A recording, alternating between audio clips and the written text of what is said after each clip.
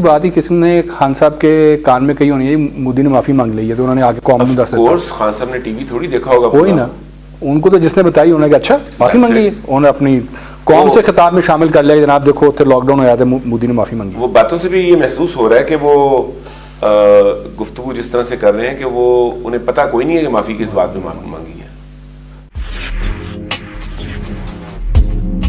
हमारे साथ हमसाया मुल्क में देख लें, उनकी हुकूमत ने फैसला किया या 2 या 3 दिन पहले कि सारा हिंदुस्तान को वो लॉकडाउन कर देंगे। आज वहाँ हालात देख लें, आज हालात ऐसे हैं कि उनके प्राइम मिनिस्टर ने कौम से माफ़ी मांगी है,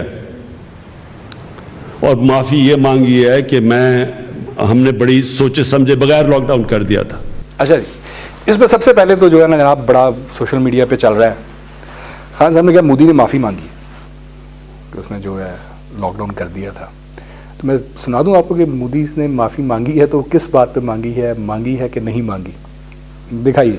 मैं सभी देशवासियों से क्षमा मांगता हूं और मेरी आत्मा कहती है कि आप मुझे जरूर क्षमा करेंगे, क्योंकि कुछ ऐसे निर्णय लेने पड़े हैं जिसकी वजह से आपको कई तरह की कठिनाइयां उठानी पड़ रही हैं।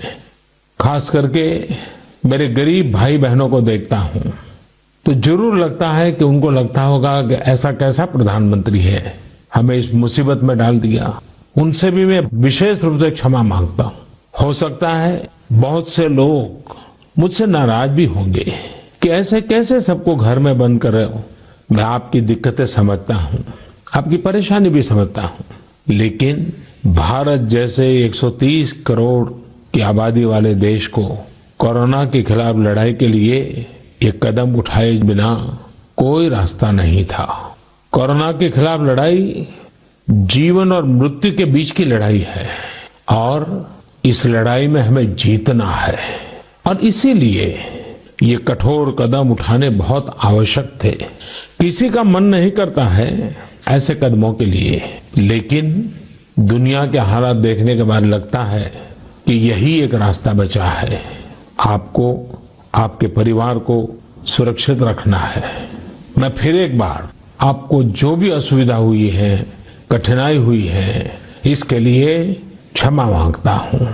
जनाब खान साहब कह रहे हैं उन्होंने माफ़ी मंगी है लॉकडाउन की वजह तो उन्होंने ऐसी कोई माफ़ी नहीं मंगी ज़रूर है उन्होंने, लेकिन वो वजह उन्होंने और बताई है, मुश्किलात की वजह से, और ये वो कह रहे हैं रास्ता एक था, चॉइस ही ये थी, इसके अलावा हमारे पास चॉइस ही कोई नहीं थी। देखें, एज प्राइम मिनिस्टर खान साहब का काम नहीं है कि किसी दूसरे मुल्क के इंटरनल मामले में टांग अड़ाएं। मोदी अपनी कौम के साथ क्या करे क्या ना करे खान साहब का काम नहीं है। खान साहब के नीचे हम डिस्कस कर सकते हैं, हम मोदी साहब को क्रिटिसाइज भी कर सकते हैं, लेकिन एज ए प्राइम मिनिस्टर ये उनका मनसब उन्हें इजाज़त नहीं देता। डिप्लोमेटिक लैंग्वेज का तकाजा है कि आप अपने हम मनसब के साथ लैंग्वेज जो है वो, अब खान साहब को ये बात जिसने भी समझाने की कोशिश की उसकी नौकरी गई। लेकिन खान साहब को ये किसने, देखिए ना, उड़ती उड़ती बात ही किसी ने खान साहब के कान में कही होनी है, मोदी ने माफ़ी मांग ली है, तो उन्होंने आगे कौम में दस कोर्स खान साहब ने टीवी थोड़ी देखा होगा, वही ना, उनको तो जिसने बताई उन्होंने कहा अच्छा माफ़ी मांगी है, उन्होंने अपनी कौम से खिताब में शामिल कर लिया, जनाब देखो उत्तर लॉकडाउन हो जाता है, मोदी ने माफ़ी मांगी। वो बातों से भी ये महसूस हो रहा है कि वो गुफ्तगू जिस तरह से कर रहे हैं कि वो उन्हें पता कोई नहीं है कि माफ़ी किस बात में मांगी है। कितनी बड़ी ये कोताही है हुकूमत वक्त की कि इन्होंने जो लाहौर में इज्तिमा था, अब वो जो रायविंड पूरी सिटी जो है वो क्वारंटाइन हुई है, वहाँ पे मुकम्मल जो है उन्होंने बंद किया हुआ है, और वहाँ से इज्तिमा ख़त्म करवाया। उसके बाद पूरे मुल्क में जो वो है वो जमातें जो है वो चली गई, और वो जहाँ पे भी जा रहे हैं वहाँ से पता चल रहा है 120 बंदा इधर, 60 बंदा उधर, 50 बंदा उधर। ये कितना बड़ा हमने ब्लंडर किया है। तो वहाँ जो बंदे सही हैं उन्हें भी आप बीमार करेंगे। हुकूमत की सबसे पहली गलती तो ये है कि जब इन्हें पता चल गया था कि कुंभ के शहर में शदीद ये फैल चुका है, तो ईरान से जो ज़ायरीन आ रहे थे, इन्हें चाहिए था उन ज़ायरीन को अपने किसी बड़े शहर के करीब लाके एक बहुत बड़ा क्वारंटीन सेंटर बना देते हैं, या तकसीम कर देते हैं उनको। नहीं, बहुत बड़ा क्वारंटीन सेंटर जिसमें प्रॉपर इंतजामात होते हैं, जो 10-15 दिनों में तैयार हो सकता है। इंडिया ने वहीं पे रोक दिया था, और वो जो टेस्ट क्लियर होते गए उनको वो बुलाते गए। आप इन्हें बुला के यहाँ पे 15 दिन के लिए क्वारंटीन करवा देते और साथ मास्क पहना देते, तब मैं तो पता डे 1 से मास्क बोल रहा हूं, तब इनको पता ही नहीं था सर मास्क। इन्हें तो अभी भी कुछ नहीं पता, ये तो अभी भी मुल्क लॉकडाउन, क्योंकि जो लॉकडाउन करवा रहे हैं उनके घर में राशन है, और लॉकडाउन करवाने की वजह से जो सरकारी खजाने में से उनको माल मिल रहा है वो उनकी जेबों में जा रहा है। जो लॉकडाउन हो रहे हैं उनसे पूछे उनका क्या हाल है। मैंने दिखाया आपको कितना बुरा हाल है।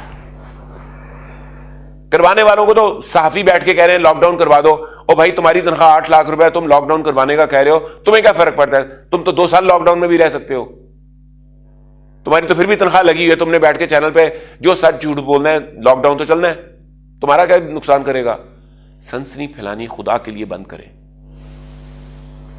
आपके मुल्क के अंदर 23 करोड़ आबादी है, भारत के अंदर 1 अरब 30 करोड़ आबादी है, चाइना भी एक बहुत बड़ी आबादी का मुल्क है। चाइना ने क्या पूरा मुल्क लॉकडाउन किया हुआ है? उन्होंने तो वुहान भी जो है अब हर जगह उन्होंने निकाब ये मास्क पहनाया हुआ है लोगों को। आप चाइनीज को देख लें, किसी भी वीडियो में देख लें, मास्क पहना हुआ चाइनीज नजर आएगा आपको। ये सब ये अवेयरनेस भी है इसके अंदर एक फैक्टर। देखिए, जब आपने ईरान से आने वालों को नहीं रोका तो वो पाकिस्तान पहुंच गया, लोग अपने अपने घरों में चले गए, जो कि हजारों में थे। कुछ फिगर्स आ रही हैं 6,000 की, कुछ फिगर्स आ रही हैं 17,000 की, कुछ फिगर्स आ रही हैं 67,000 की, जितनी भी थी।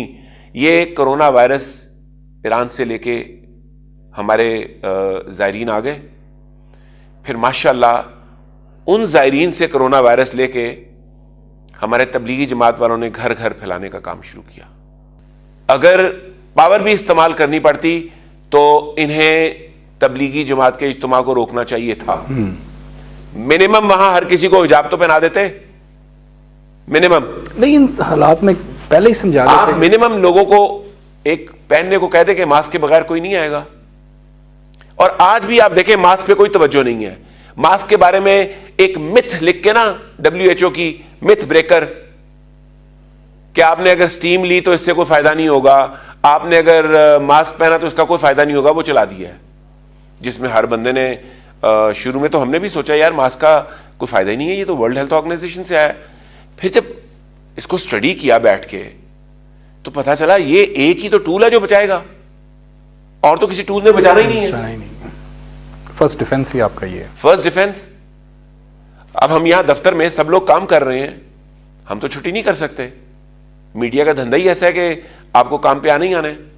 तो क्या कर रहे हैं? मास्क पहन लिए सबने, ग्लव्स पहन लिए, मास्क पहन लिए, ग्लव्स पहन लिए। शो में बैठे हैं इसलिए उतारे हुए हैं, शो खत्म होगा और शो में हम 8-6 फुट के फासले में बैठे हुए हैं।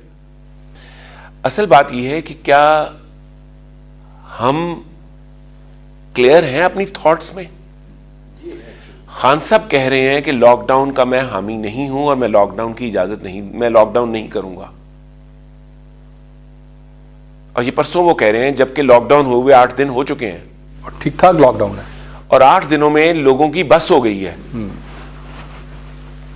और हमारे इलाके में तो लॉकडाउन इतना सख्त है कि आपको सड़क पे निकलने नहीं दे रहे, सिर्फ हम मीडिया वाले हैं जो निकल पा रहे हैं। अभी तक खान साहब को यह पता नहीं चला कि मुल्क में लॉकडाउन है।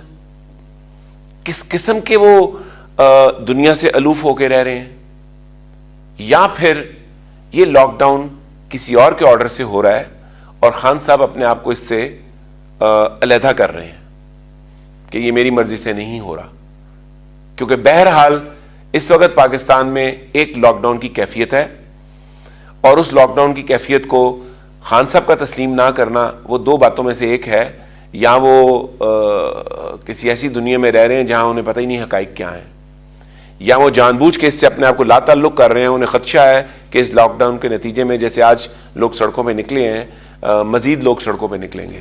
सर वो तो सख्त होता जा रहा है। पंजाब में आपको पता है पहले जो है 8 से 8 था, फिर 8 से 5 कर दिया।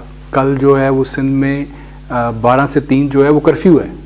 जो भी मैं प्रोग्राम शुरू होने से पहले जो मैं खबर सुन रहा था, टिकर चल रहे थे कि 12 से 3 कर्फ्यू है। तो ये तो सूरत जो है वो बढ़ रही है, यानी कि लॉकडाउन में सख्ती आ रही है। देखिए, लॉकडाउन से आप लोगों से उनका कारोबार छीन रहे हैं, उनका रिस्क छीन रहे हैं। बहुत लोग मुझ पे तनकीद करते हैं कि आपके नज़दीक इंसानी ज़िंदगी की कोई वैल्यू नहीं है। मैं एक रियलिस्टिक आदमी हूँ। अगर इंसानी ज़िंदगी में से खाना निकाल दिया जाए ना तो फिर कोई वैल्यू नहीं रहती, फिर हर शख्स उस खाने के लिए लड़ने मरने पे उतर आता है। और पाकिस्तान एक गरीब मुल्क है जिसमें करोड़ों लोगों को खाने का पूरा मौका नहीं मिलता। ये खान साहब ने भी कहा ना सर कि 25% तो जो है इस बात पे इत्तेफाक करता हूँ। खान जो है खड़ा है, मतलब इस बात पे मैं समझता हूँ कि वो ऑन द राइट ट्रैक हैं। लेकिन इस बात पे कि लॉकडाउन तो हुआ है, लेकिन वो कह रहे नहीं हुआ। अब मैं ये नहीं कह रहा कि लॉकडाउन भी नहीं करना और हमने एहतियात भी कोई नहीं करनी और कोरोना को हमने फैलने देना है। मैं कह रहा हूं आप बैठ के सर जोड़ें और ये देखें कि आप लोगों को फैसिलिटेट कैसे करेंगे। लोगों को मास्क चाहिए तो आप एक आसान मास्क बनाने का तरीका बता दें, लोग अपने घरों में मास्क सी के पहन लें। उतरे में गवर्नमेंट मास्क बनाने का अरेंजमेंट कर ले। चाइना में मशीनें मिलती हैं जो 4.5 लाख मास्क एक घंटे में, एक दिन में तैयार कर देती हैं। मैं चाहूँगा वो वीडियो आप चला दें साथ हमारी गुफ्तगू के दरमियान, जब हम वो मास्क की बात कर रहे हैं। हम वीडियो भी हमारे पास मौजूद है जो मास्क बनते हुए नजर आ रहे हैं। अब वो 4.5 लाख मास्क जो है उसकी पाकिस्तान में प्रोडक्शन कॉस्ट सारे मटेरियल्स डाल के जो आज के रेट में है, जब सस्ते थे तो उस वक्त ये 80 पैसे का था, आज के रेट में 2 रुपये 85 पैसे का एक मास्क बनता है। ये मैंने आज ही कोट करने के लिए फिगर सारे मटेरियल्स की कॉस्ट लेके देखिए। इसमें 3 लेयर का कपड़ा लगता है और तीनों लेयर के कपड़े की डिफरेंट प्राइसेस हैं, डिफरेंट वेटेज है। एक नोज पिन लगती है, उस नोज पिन की अपनी प्राइस है, और एक जो उसको पकड़ने के लिए बैंड लगता है। ये 5 आइटम्स हैं और बाकी एक मशीन लगती है। ये एक मशीन आपको 4.5 लाख मास्क बना के दे सकती है। पाकिस्तान की 23 करोड़ की आबादी के लिए अगर आप ये 30-40 मशीनें, 50 मशीनें इंपोर्ट कर लें, और ये एक मशीन कोई $1 बिलियन की मशीन नहीं है, ये तकरीबन पाकिस्तानी करेंसी में 2 करोड़ रुपए में एक मशीन आके लग जाती है, जो 4.5 लाख मास्क आपको बनाकर हर रोज दे सकती है।